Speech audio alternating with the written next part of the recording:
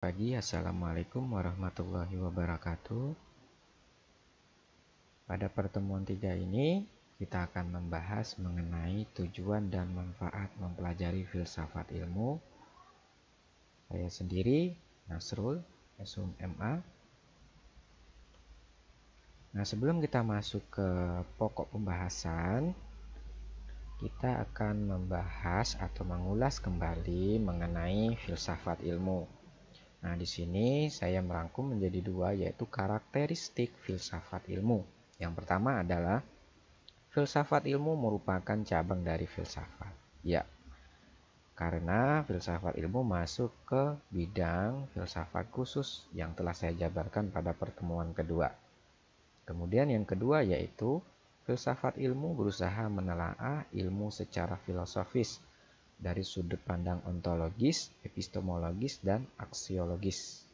Nah, minggu kemarin saya sebutkan ini menjadi 3 juga. Ada yang menyebutkan dengan 3 ini disebut dengan dimensi.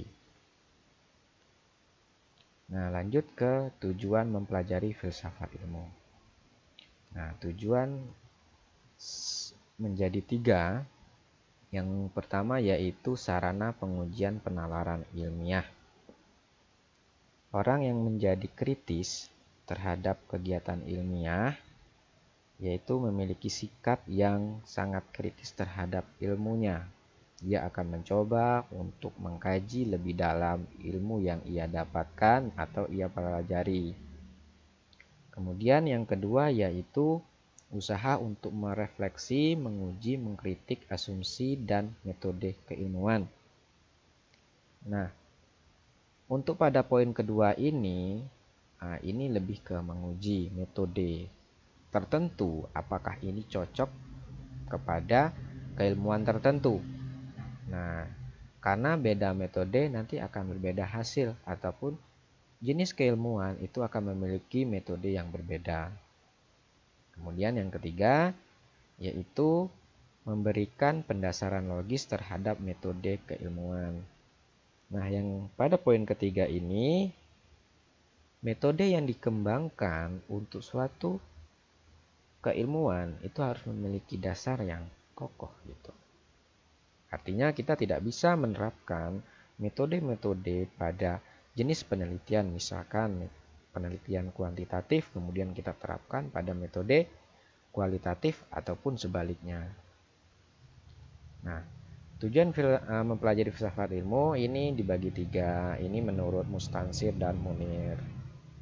Ya, selanjutnya kita masuk ke manfaat mempelajari filsafat ilmu. Manfaat mempelajari filsafat ilmu ini dibagi menjadi 5. Yang pertama yaitu jelajahi elemen utama ilmu pengetahuan.